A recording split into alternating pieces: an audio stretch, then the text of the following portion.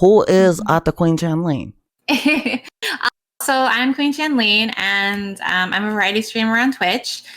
We have the Queendom and the Queendom's Vanguard, I think, are our groups. And I love Final Fantasy and Resident Evil. Those are my two deep gamer loves, I guess. And I always play a Final Fantasy game. So right now we're playing, well, we just finished Final Fantasy 9, like just last night. So that was beautiful. It was not my first playthrough, but I did forget a lot of stuff about it. So it was really wonderful playing it again. And we're going to be playing Final Fantasy X next. Final Fantasy X, it will be a first playthrough for me. I actually never played Final Fantasy X or Final Fantasy 13. Those are the two big ones I've never played. And we always play a horror game as well. So our horror game right now is Song of Horror, which I'm going to be playing later tonight, I think. But we play that. I play a little Stardew sometimes and some other multiplayer games with my friends. But that's pretty much what we do. We offer a safe space for people to feel welcomed and to talk and chat about what they love, and that's pretty much what we do. Okay, that's lit. Final Fantasy 9 is actually amazing. That's one of my favorite Final Fantasies. I love Zidane. Yeah, Zidane is really cool. I was surprised at the ending. Just all the compassion that Zidane showed. I wasn't expecting that, so I thought that was really good. Do you have any projects you're working on currently? No. No, that's fine. Yeah. No, I mean, like, I don't know. I know there's a community challenge for our point challenge for our viewers. There's I think it's a wine and paint night. That we will, I think we're about halfway through points. So I do not paint. So I am not a great drawer or painter or any of that. I'm actually quite terrible. So it'll be a learning experience. I think I'm going to put on a Bob Ross, video and just try to do what he's telling me to do while drinking some Cabernet and have a good time. So they're all happy mistakes. I forgot what Bob Ross says. Happy mistakes. Yeah, that one. The whole thing will be a happy mistake. It'll be beautiful. I like the way your vibe is. Your chat, so wholesome. I swear. And it's not even just like not. How would you say? It's not generic. It's super, very, very authentic. Because every time you go in, you're always 100%. You're not like, oh, okay, maybe not. You're never low energy. How do you keep that energy up? I don't know. I feel like I'm not low. I feel like I'm like kind of in the middle. I don't know. One of the most important things about my streams that I always stay focused on is to make sure that I'm having a good time. So when I choose the game, I want to make sure I choose a game that I'm going to have a great experience with, because I really want to, I love experiencing shit. And when I experience shit, it's like completely immersive. Like I want to feel everything. I want to feel all the emotions. And I feel it's important for me to share that with my community and my chat. So I think that's one of the most important things for me when streaming or choosing a game. And I think that just naturally drives me to always have a good amount of energy, because I am happy and engaged with this game. I'll never play a game that's big that I'm not into, because then I'm not going to be able, everyone will know because I don't fake it. This is my emotions and this is how I feel. So yeah, I think that's probably how I can keep my energy up, because I'm really excited, or I'm having a good time. How did you grow up? Are you from, like South Dakota? Like, you know what I mean? Just so the viewers know. Yeah. So I grew up in the Valley of California. I grew up kind of Fairfield, Vallejo area. Yeah. And I grew up, I'll say in the 80s, actually 80s and 90s. And I don't know, we had always a gaming console, and I always played. Me and my brother would play a lot.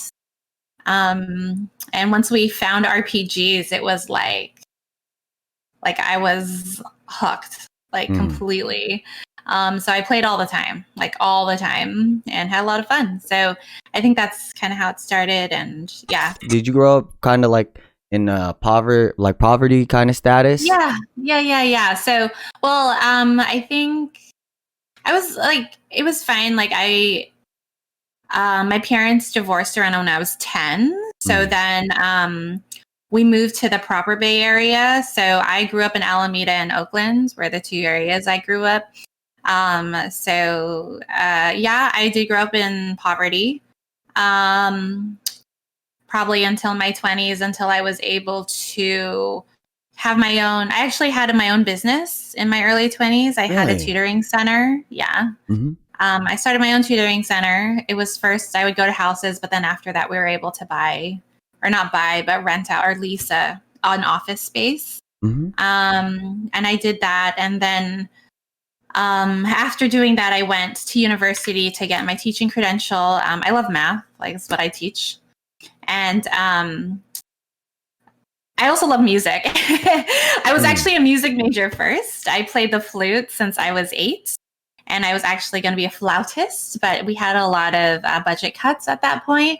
So it was very difficult for me to take the classes I needed for my music major. I was also kind of falling out of love with, like, I'll always love music and I loved playing and performing, but the theory part of music and just some other aspects of music was also very competitive and also very kind of catty. Like, I had a lot of professors who kind of favorited. I had one professor who only gave out 1 A, and like you had to like work for that A because all the other grades would be B's or C's or whatever. Like, he would only give 1 A. It was a contest, and so that really turned me off to music.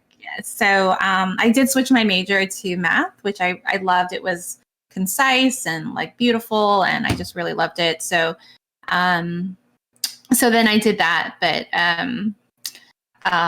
yeah, I did grow up pretty poor, but I was able to get an education and be able to pull myself out. Yeah. Can I talk to Chad too? Yes, of course. Of course. So right, Goran, that's amazing. I cannot believe you're in band and majored in math. That's incredible.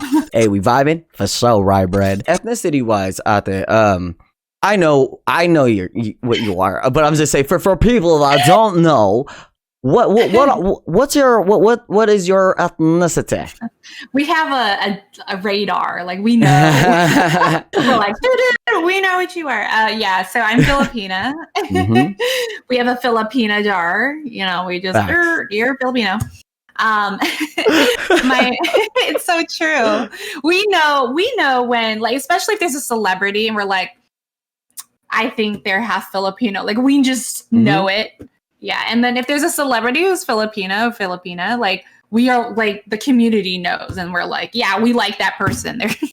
Oh yeah. And like all our elders know. And yeah. So I'm a Filipina, and my father is from Ilocos and my mother is from Bicol. Are there 2 places? But I did not speak Tagalog. Tagalog is the Filipino, I guess, language or whatever. But I do not speak it. I can understand it a bit. But I don't speak it. So that was a choice my parents made. Yeah. When did you start your streaming career? Started recently, like a year and a half ago. So I think I streamed a long time ago, but not seriously. And it was like the most jank. Like, I didn't even have a setup. Like, I didn't know what I was doing. Yeah. But when I really started streaming was October 13th, 2019. I have been a classroom math teacher for a very long time. And so I actually have an invisible disability. I have pulmonary arterial hypertension, which is a heart and a lung disability. And it makes my life very, very, very, very, very difficult. So having a career and like was really chipping away at my health slowly. So, you know, me being in my 30s and stuff, like I would think about like, how is my rest of my life going to be? So I started just thinking like, I really want to focus on my health and not my career. Which, if you're in a career, you cannot think of your health, really. Like, it's a backseat. So I decided 2019 would be my last year to teach. And I only taught for half the year, actually. And I decided that I would leave teaching forever and to, in the classroom forever, and that I would kind of retire a little early in my life. Yeah. So I left in December, but then I also decided, like, because I could teach math online pretty simply, like privately, and I knew I could do that easily. But I also wanted to get into streaming because video games has always been a big passion in my life. And every year that I taught math, I would also have a gamers club. Really? So yeah. So I had a gamers club every year.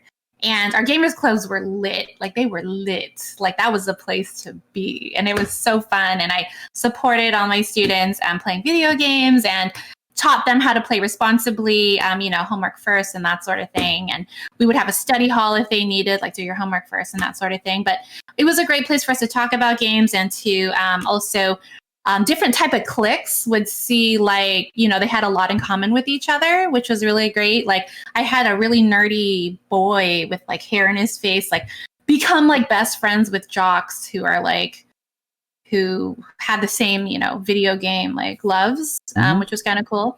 I'd also take them on trips. I would take them to PlayStation headquarters is in the Bay Area. If nobody knows, it's in San Mateo, California. And I would take them to the PlayStation headquarters. I have a friend who works there and would give us tours, which was kind of cool. So we would just do, like, cool shit like that. But so I like, video games have never left my life, even while I was teaching. So I just knew I wanted to keep something like video games in my life. So I was like, I want to do Twitch. And I had a lot of students who were now adults in their 20s, like early 20s and stuff, who started, who, are either professional gamers or commentators.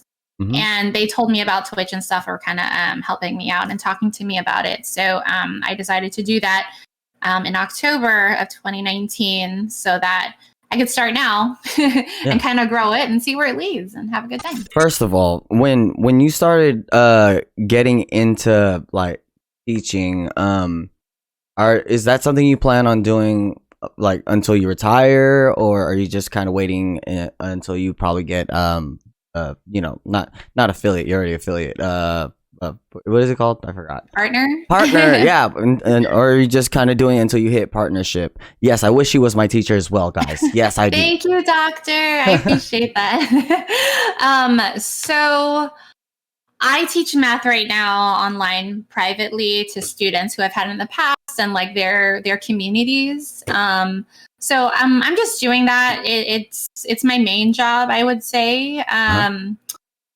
I'll continue doing it as long as there's students who need it or want it. Yeah. So I'll continue doing, even if I'm partnered, I will still do it just because I know these kids, I know this community, and I care about them. But I'm still going to grow my stream as much as I can. But I don't know when will replace the other. I'm not quite sure, unless I'm like, have no time to teach anymore. But I'm not quite sure if that'll ever happen. And, like, even in the next 5 years, I'm not sure if that'll happen. Getting to, I guess, your, like, advice that you would give to starting off streamers, because you have a big following, and everyone over there is always, it's all about Queen. It's all about Queen. And it's so awesome. There's, like, no one that ever goes over there and just trolls. It's always super positive energy. And, like, for instance, when I first got there, everyone was talking to me like I've been there forever. That was awesome. How do you keep your chat, like, just alive? Like, how do you keep them a part of your community and build that basis around them? Well, one thing, I know you said we're very positive, and I agree with that. And you said there's no trolls, and I mean, there are trolls. There can be, but of course. I think so. I'm kind of notorious for trolling trolls.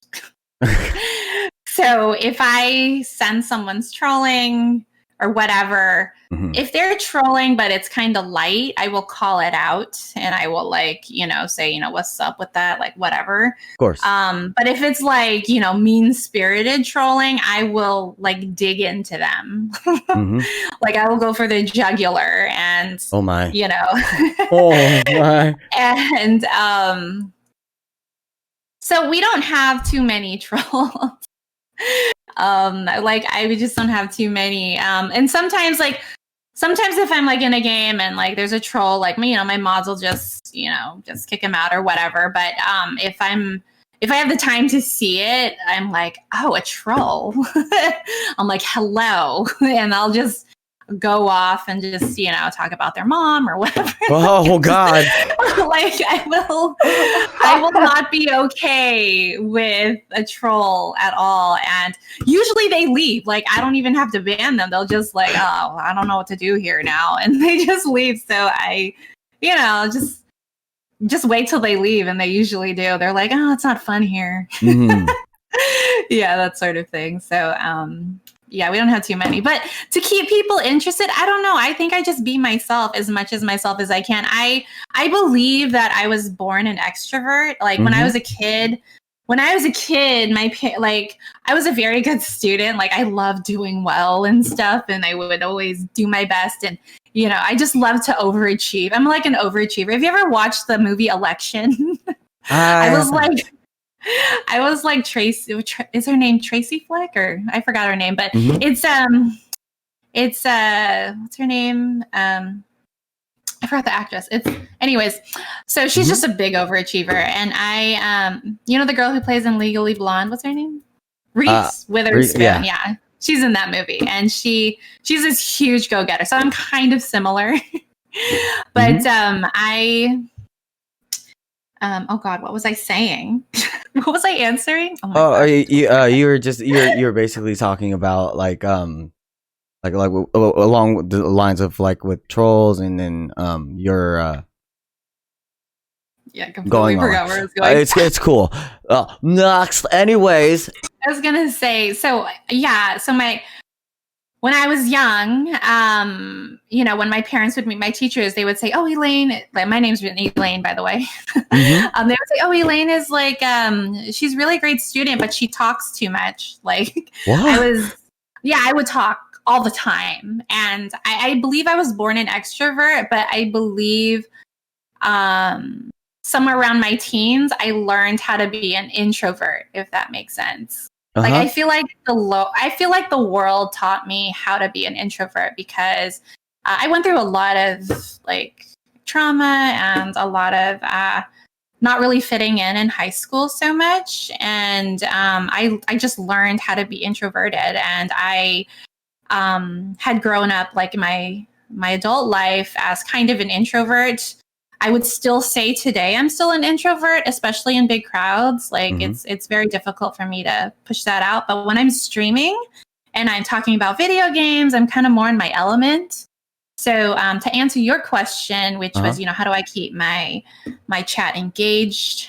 It's just I put myself out there, and I try to free myself and try to get that extrovert out again, basically, and say all the things that are really on my mind, and just to set myself free and not give myself any boundaries. G Mundy said, what was the first game you played that you got into playing video games?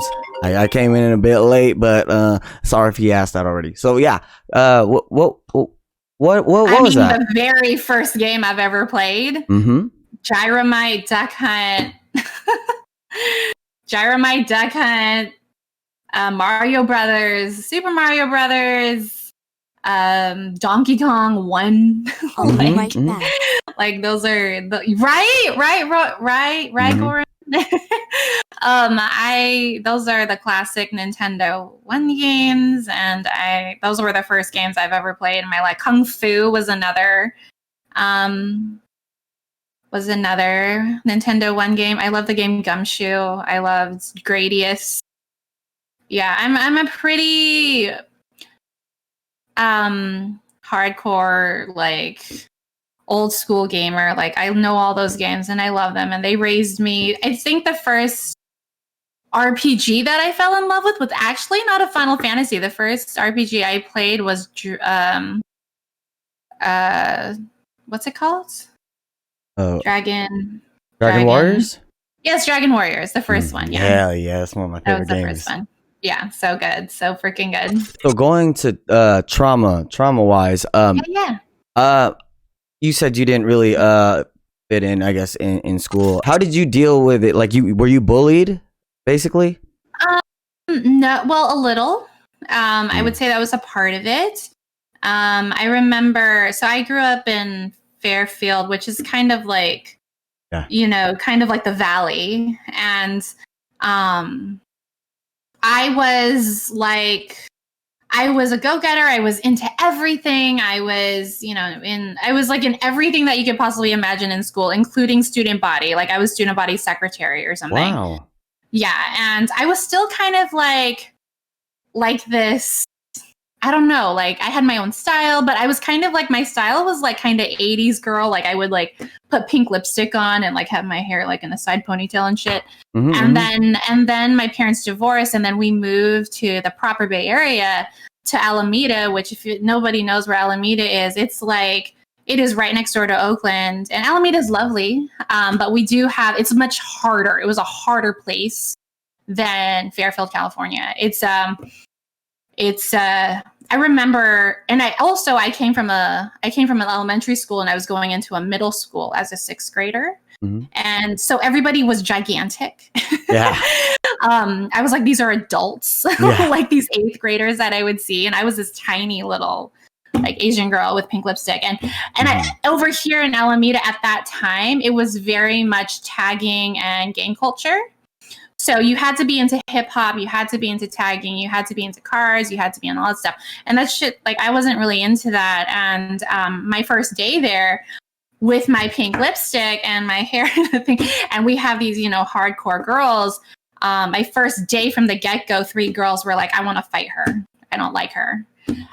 So that was my first day in middle school. Like 3 girls wanted to fight me, while boys were like, she's fine. I wanna like go with her and all this shit. And it was really toxic and a little crazy for a first day for a 6th grader. So, I mean, that happened, but then also in my high school time, I had trouble fitting in with a group. I didn't have a clique. Yeah. I fell into a depression at one school that I went to, like severe depression. I actually, I had severe depression and didn't know what was going on. And my mom was a single mom. She doesn't know any of this stuff, like how to care for mental health or any of that stuff. Like none of that stuff exists in the Philippines. She doesn't have a clue what to do. My mom's working 16 hours every day. Like she is trying to put food on the table and try to raise me and my brother. And I actually, like tried to commit suicide a couple times when I was younger. And that was really difficult. But I was able to go to another school, which makes me that was able to make me happier. But I did have, these mental health issues that weren't being addressed. And at some point, it got really bad again. And I actually dropped out of school when I was a junior. Really? Yeah, I dropped out because there was a lot of things that happened. But again, it was a severe depression. There were no resources back at that time. There were no like alternative schools. There were no, there was homeschooling, but I think I was even so depressed. I didn't even do that. And we did have a place where kids my age could go to talk to a counselor, but I think the counselor that I had didn't really have the tools to help me at that time in my life. I was actually when I dropped out of school, I was actually addicted to an online video game. And at that time, there wasn't a lot of like knowledge of online. So like the internet was just exploding. And so a lot of people didn't know about the online world too much. So they couldn't really help me too much.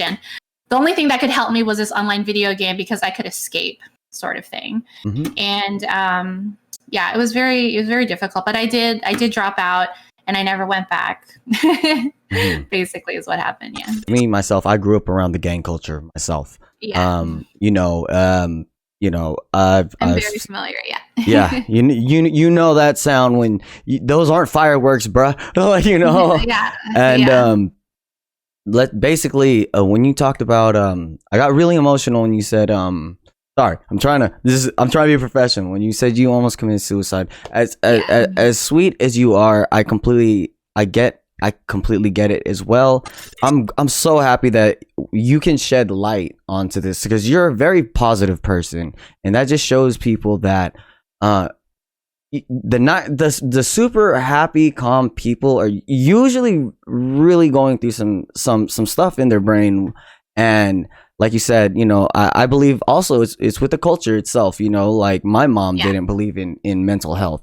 She's just like, oh, get over it. But really, that's a big thing. What would you tell somebody? I know we are not authorized therapists. We don't have any degrees in it. But like, how would you help somebody that might be going through that phase in their life where they're like, you know what, nothing matters, I'm better off gone? Oh, that's a great question. Can I just address Plex games real of quick? Course. What happened to your hair? You're talking to Hippie. I'm sorry. Yeah. Well, my I got electrocuted. No, I'm just kidding. No, my barber actually isn't available till about probably a couple weeks. But yes. But yes. I was just gonna say, my hair's not really red. Today's Wednesday, and it's Wig Wednesday at the Queendom. So every Wednesday I wear wig. And you guys are seeing it before everybody else in my community. So this is my stream look right now.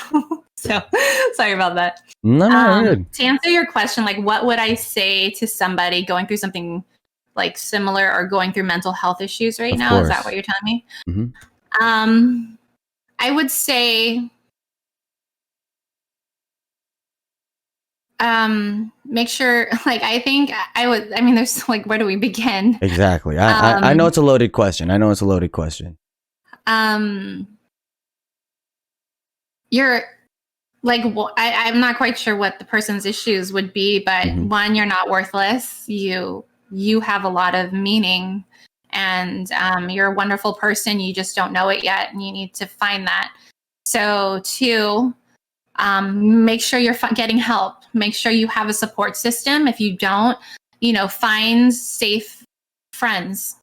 Like, find people who lift you up, not bring you down. If they bring you down, you need to cut them out of your life right now because you're in a critical place.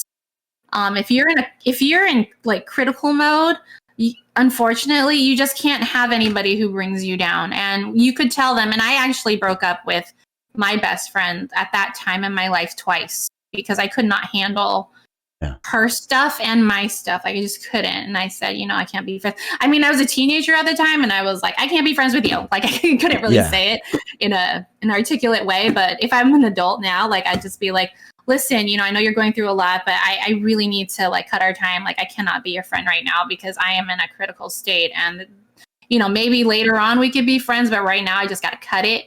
And if you got to like say deuces and you got to leave, like, I understand that. But, just know that I'm trying to do what's best for me. Like, just be real about it.